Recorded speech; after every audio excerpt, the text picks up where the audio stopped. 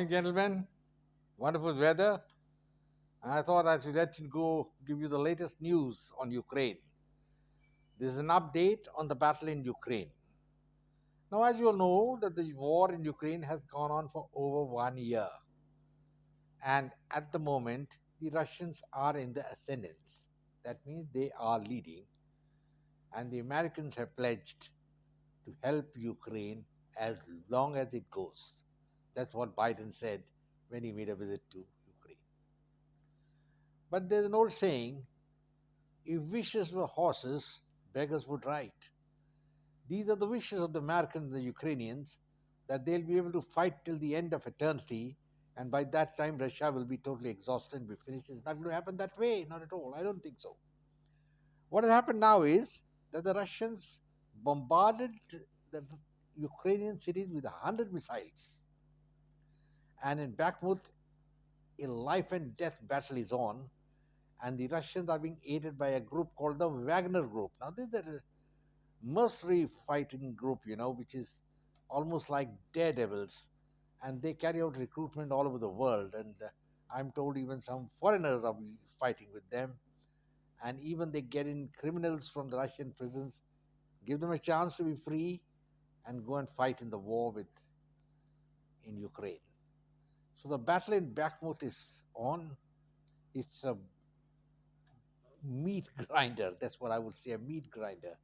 Heavy casualties on the sides of the Ukrainians and also the Wagner Group.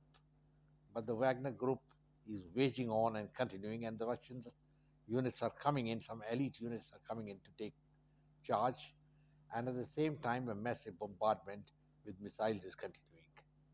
In fact, 95 to 100 missiles was targeted on Ukraine yesterday, and they could intercept only a few of them because the Ukrainians don't have the capacity to intercept these missiles. They are hypersonic missiles, and at the same time, a lot of American equipment has been captured by the Russians. And that is a crucial point.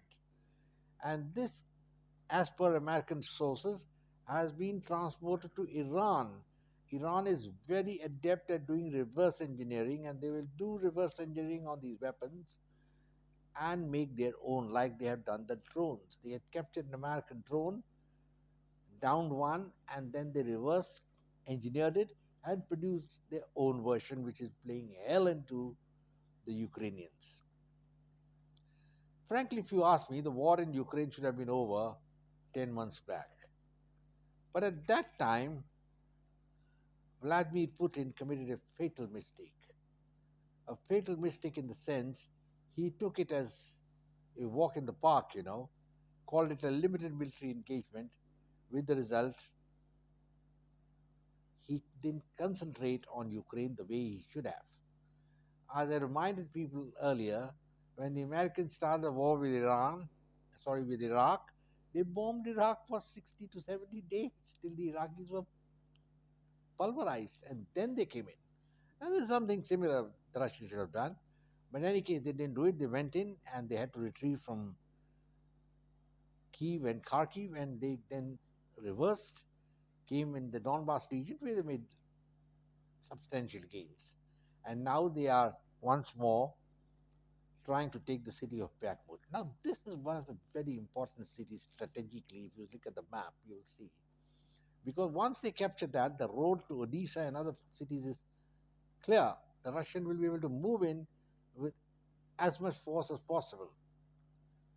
As I've told you, the Russian plan is perhaps to go up to the river Dnieper and take the area east of it, because, as per the American think tank, and even my opinion, I don't think Russians have the capability or the capacity to take over the entire Ukraine in a military operation. This can only happen if there is a collapse of the Ukrainian military, which the Americans will not allow. They won't allow it. They're giving so many weapons to Ukraine. They don't mind, that their own people are taxed, gas prices going up, food prices going up. Don't matter. It doesn't matter. We must help Ukraine, come what may. Why? Because they want to make Russia as the enemy, and they are looking 100 years hence. 100 years hence means they're thinking that they will dominate the world for the next 100 years. and they cannot countenance a power rival in Europe. That is the crux of the issue. And now, in the recent G20 meeting, as you all know, the Russian Foreign Minister Lavrov asked a very pertinent question. He said, when the Americans had invaded Iraq, did anybody ask them why they invaded Iraq? Nobody. At that time, the Indian Prime Minister was also keeping mum. And now also he is keeping mum, though he is neutral. But neutralism, as I mentioned earlier, has got no meaning. You've got to be on somebody's side. Well, gentlemen, the battle in Ukraine is now at a very interesting stage. I think Bakhmut is the key to the entire battle. The Russian missiles are playing hell into the system, and there was a big power outage in Kiev, though it's been restored.